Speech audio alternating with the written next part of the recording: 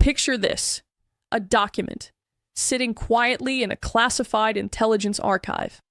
Photographs taken by operatives on the ground, at sea level, close enough to see the rust, the twisted steel, and the missing equipment. For almost 2 years, those photographs did not exist publicly.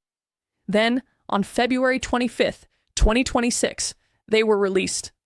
And what they show is one of the most revealing pieces of physical evidence to emerge from the entire Ukraine war. Not a battlefield, not a front line, a port, a single ship, sitting motionless in a bay it will likely never leave again. That ship is the Ivan Khurs, Russia's most advanced signals intelligence vessel in the Black Sea. And those photographs tell a story that Russia has been desperate to suppress since the moment Ukraine struck it on March 24th, 2024. Welcome to the Military Show. If you are not yet subscribed, take a moment right now to hit that button, because the documents governments release quietly always contain the facts they hoped nobody would connect. This channel reads every page, checks every date, and finds every detail that was supposed to stay buried. And this story has been buried for nearly 2 years. Today, we are opening it. The Ivan Khurs was not just another warship. It was the electronic brain of Russia's Black Sea Fleet, the vessel that watched, listened, tracked, and transmitted. And Ukraine spent over a year hunting it.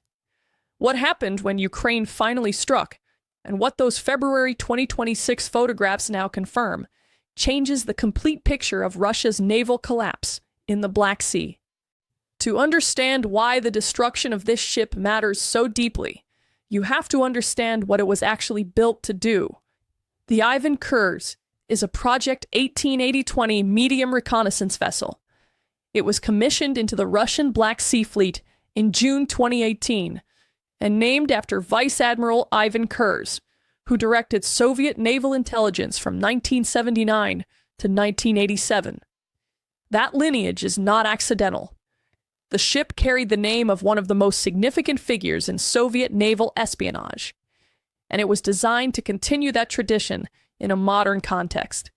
At 4,000 tons of displacement, and with a crew of 131, the Ivan Khurs was built to be lean, enduring, and ever-present. Its operational range exceeded 8,000 miles. To put that figure in context, the Black Sea's maximum east-to-west width is approximately 730 miles. That means this single vessel could sail that full width and back more than 5 times before needing to refuel. That endurance was a design choice. Russia needed a ship that could remain at sea continuously, a ship that was always watching.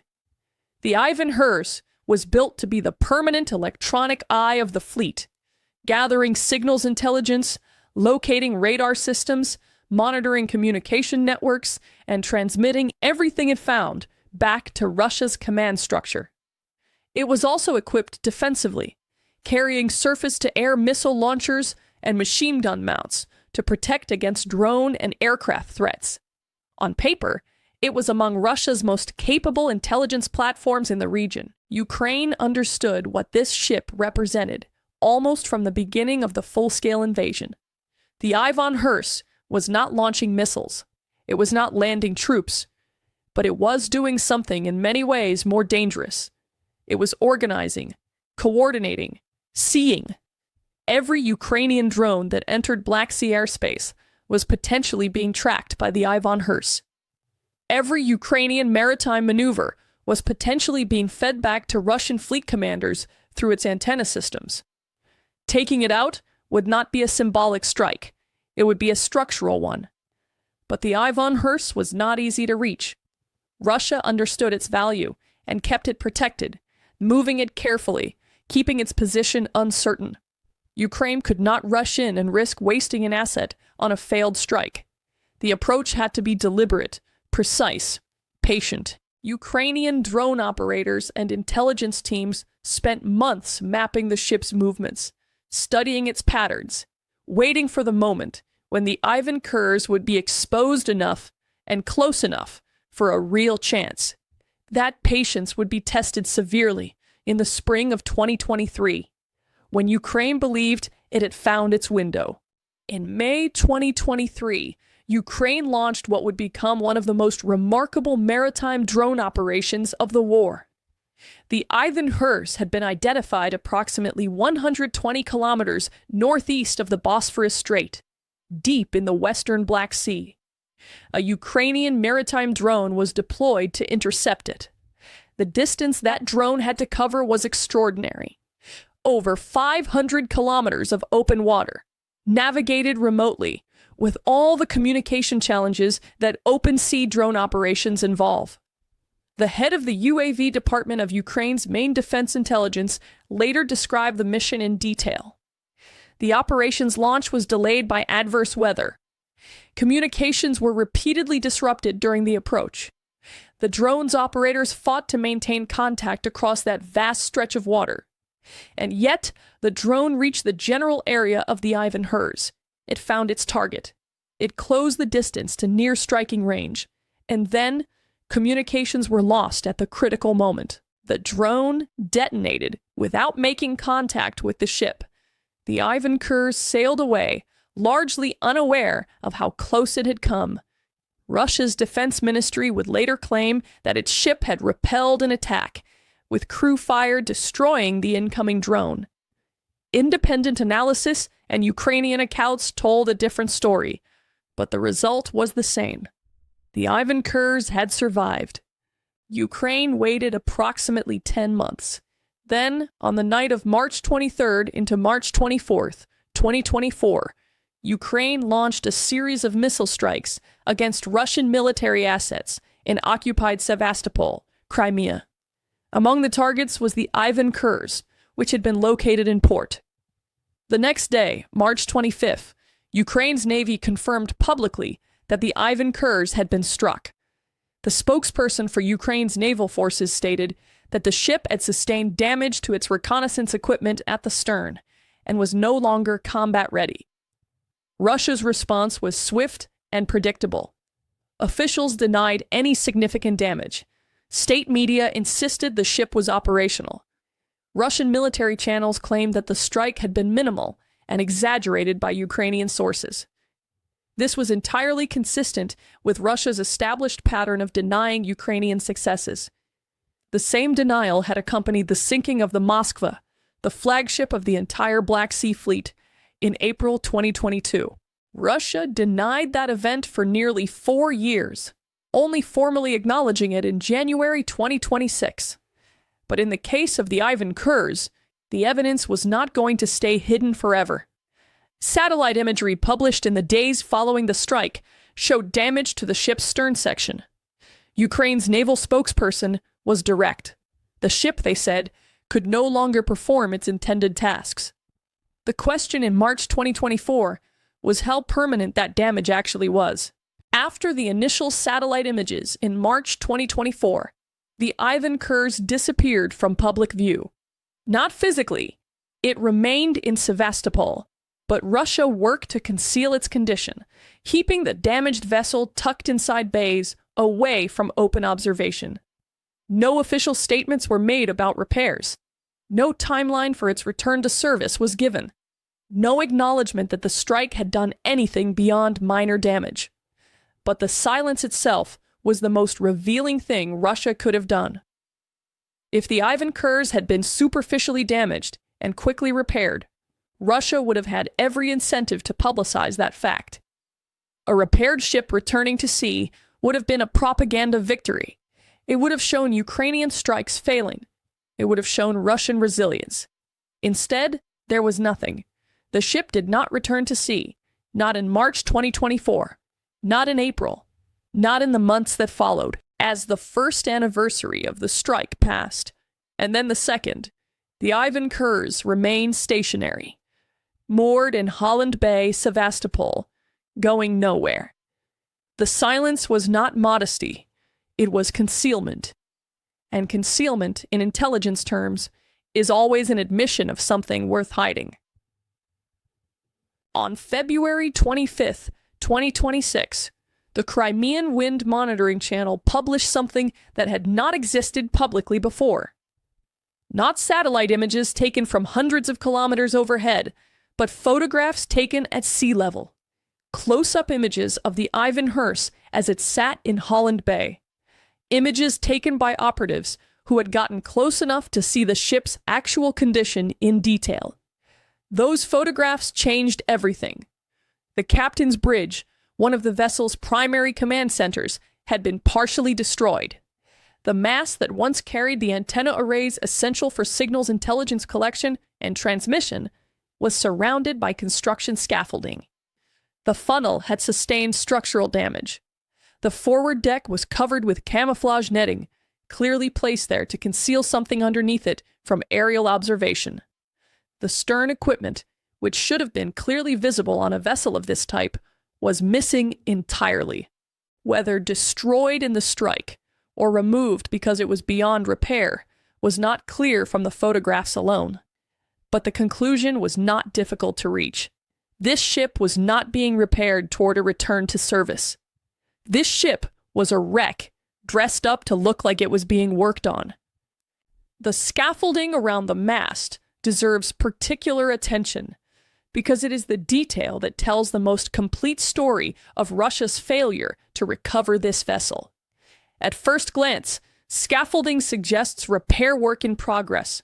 It suggests that Russia is actively attempting to restore the Ivan Khurs to operational status. But that first glance does not survive scrutiny. Consider the timeline. The Ivan Khurs was struck in March 2024. Nearly 2 full years passed before these photographs were published. If Russia had been conducting serious, ongoing repair work for 2 years, meaningful progress would be visible. Instead, what the photographs show is scaffolding in place around damage that has clearly not been resolved. The mast it surrounds still bears the visible effects of the March 2024 strike. There is a second and more important consideration. In early 2025, Ukraine's naval spokesperson confirmed publicly that Russia had abandoned active ship repair operations in Sevastopol because Ukraine had demonstrated the ability to strike repair crews as they worked. The repair facilities in Sevastopol were no longer safe to use, which means that what the photographs are likely showing is not active repair work. They're showing the remnants of a repair effort that was started and then abandoned. The scaffolding was put up, and then Russia left, and the scaffolding has been there since. The practical reality of Russia's ship repair situation in the Black Sea region is one of the least reported but most strategically significant aspects of this entire story. Sevastopol was Russia's primary naval repair facility in the Black Sea. Ukraine has made that facility effectively unusable. The threat of strikes against repair crews and equipment has forced Russia to stop conducting major repair operations there. The alternative is Novorossiysk on the Russian mainland, where much of the surviving Black Sea fleet has relocated. But Novorossiysk's repair facilities are not remotely large enough to service an entire fleet. There is a larger shipyard at Zelenodolsk, located in the Republic of Tatarstan, approximately 2,200 kilometers from Novorossiysk. But there is a fundamental problem with sending Black Sea Fleet vessels there. Turkey controls the straits that connect the Black Sea to the wider ocean. Warships cannot transit through those straits under current circumstances. Any vessel sent out of the Black Sea for repairs cannot return. The Ivan Khurs is therefore trapped in a territory where it cannot be properly repaired, while the facilities that could repair it properly are either unusable or unreachable. This is not a coincidence. It is the compounded result of 2 years of Ukrainian strategic pressure. To fully grasp what Ukraine accomplished by striking this single vessel, it helps to understand the role that the Ivan Khurs played inside the larger architecture of the Black Sea Fleet. Russia had originally planned to build at least 4 Project 1880 ships. As of today, only 2 were ever completed. One is assigned to the Black Sea Fleet, one to the Northern Fleet. These ships are not common. They are not replaceable quickly. The Ivan Khurs was the Black Sea Fleet's sole dedicated signals intelligence platform of this type. Its job was to collect electronic intelligence, about Ukrainian systems, identify radar locations, monitor communication patterns, and provide that processed intelligence to the rest of the fleet. Without it, the fleet's ability to see and understand the electronic environment it operates in is significantly reduced. That reduction has operational consequences. It means less warning of incoming Ukrainian strikes. It means less ability to coordinate fleet movements based on real-time intelligence. It means the fleet operating with less information than it was designed to require. And in a naval environment where Ukraine has demonstrated repeatedly that information is the decisive advantage, this matters enormously. The connection between the neutralization of the Ivan Khurs and Ukraine's subsequent operations against Crimea is not speculative. It is traceable. Since March 2024, Ukraine's campaign against Russian military assets on the Crimean Peninsula has intensified significantly. Strikes against airfields, fuel depots, air defense systems, and infrastructure have become a regular feature of the conflict. Ukrainian forces struck the Belbek and Kacha airfields. Fuel and lubricant depots in Jonkoy were hit. Aircraft, including advanced fighter jets, were destroyed on the ground. These are not isolated events. They reflect an operational environment in which Ukraine has been able to establish and maintain aerial corridors over the Black Sea with a consistency that would not have been possible when the Ivan Khurs was active. The ship's primary function was electronic reconnaissance. It monitored radar signatures, it tracked communications, it provided early warning. Without it, the electronic picture available to Russian forces defending Crimea has significant gaps. Ukraine has been flying through those gaps ever since. The destruction of a single intelligence vessel did not win Ukraine the air war over Crimea, but it removed a layer of protection that Russian forces have been unable to replace. And the strikes that have followed strongly suggest that Ukraine understood exactly what it was doing when it spent an entire year hunting that ship. The Ivan Khurs story exists inside a much larger story of strategic naval collapse that has been building since the opening weeks of the war. Russia began this conflict with what appeared to be overwhelming naval dominance in the Black Sea. The Black Sea Fleet, headquartered in Sevastopol, was supposed to be the maritime backbone of the entire invasion. It was supposed to project power, support amphibious operations, and maintain a blockade of Ukrainian ports. By February 2026, almost none of that has materialized as intended. The fleet has lost more than a third of its vessels to Ukrainian strikes conducted by a country that had virtually no navy when the war began. The flagship of the fleet, the cruiser Moskva, was sunk in April 2022, the largest warship destroyed in combat since the Falklands War 4 decades earlier. The fleet's headquarters in Sevastopol was struck by Storm Shadow cruise missiles in 2023. Ship after ship has been sunk or disabled by Neptune missiles, maritime drones, and airborne strikes. What remains of the fleet has been forced to retreat to Novorossiysk, so far from the conflict zone that it is no longer capable of meaningful offensive operations. One Russian State Duma deputy put it plainly. He said, in public, that the Black Sea Fleet was simply gone. That is not Ukrainian propaganda. That is an elected Russian official describing the condition of his own country's naval force. The story of the Ivan Khurs is also a case study in how Russia manages information about military failures. The pattern is consistent across every significant naval loss Russia has suffered in this war. First comes outright denial. Then comes partial acknowledgement with minimized framing. Then comes silence as the evidence becomes impossible to dispute. And finally, often years later, some form of official recognition. The Moskva was denied for almost 4 years. The Ivan Khurs followed the same sequence.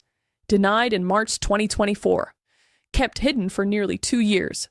And then exposed not by any official admission, but by photographs taken by operatives on the ground and published through a monitoring channel in February 2026. Russia did not choose to release this information. It was extracted, and what was extracted showed that every claim Russia made about the minimal nature of the Ivan Khurs damage was false. It has not been combat ready since March 2024, and based on everything the photographs reveal about its condition, it is difficult to construct a realistic scenario in which it becomes combat ready again within any strategically meaningful time frame. The denial served its short-term purpose, but the archive does not lie. And eventually, the archive is always opened. There is one final layer to this story that deserves careful consideration. The Ivan Khurs is still in Sevastopol. Ukraine knows exactly where it is. Ukraine has the missile systems and the drone capabilities that could send it to the bottom of the harbor at any point it chose. And yet Ukraine has not done so. That restraint is deliberate and strategically rational. A ship that is visibly damaged, publicly known to be non-operational, and sitting in an empty port that the rest of the Black Sea Fleet has abandoned, serves Ukraine better as a fixed point than as wreckage on the harbor floor. If Russia ever decides to attempt serious repair operations on the Ivan Khurs, the repair crews and equipment will need to be brought to Sevastopol. And when they arrive, they will be exposed. Ukraine has already demonstrated the ability and willingness to strike repair efforts. The Ivan Khurs is therefore functioning as something the people who designed it could never have intended. It is functioning as bait, Russia's intelligence crown jewel in the Black Sea. The ship that was supposed to see everything and protect everything has become a trap set by the side it was built to track. That is a remarkable inversion, and it says something significant about how completely the strategic balance in the Black Sea has shifted since March 2024. Picture this again. A pier in Holland Bay, Sevastopol. A once formidable intelligence vessel, wrapped in camouflage netting, scaffolding rusting around a damaged mast, stern equipment missing, bridge partially destroyed, going nowhere. That is what 2 years of patience, one precisely executed strike, and the systematic collapse of Russia's naval repair infrastructure looks like when the photographs finally reach the public. The photographs published on February 25, 2026 were not just images of a damaged ship. They were a document Russia spent nearly 2 years trying to keep classified. And that document confirms what Ukraine's Navy stated in March 2024, what Russia denied for months, and what the absence of the ship from Black Sea operations has been quietly proving ever since. The Ivan Khurs is finished. The fleet it served has been effectively driven from its own home port. And the campaign that Ukraine waged against that fleet without a navy of its own, using drones, patience, and precision, has produced a strategic reality that few predicted when the invasion began. The archive has been opened, the facts are now visible, and the full scale of what Ukraine accomplished over the Black Sea is no longer something that can be buried in a classified folder. Subscribe to the Military Show now and turn on notifications, because the documents governments release quietly always contain the facts they hoped nobody would connect. This channel will always find them, and it will always show you what they mean before the story disappears again. Drop your analysis in the comments below. What does the permanent neutralization of Russia's Black Sea intelligence capability mean for the next phase of this war? Share this video with someone who needs to understand the full picture, because the story of the Ivan Khurs is not a footnote.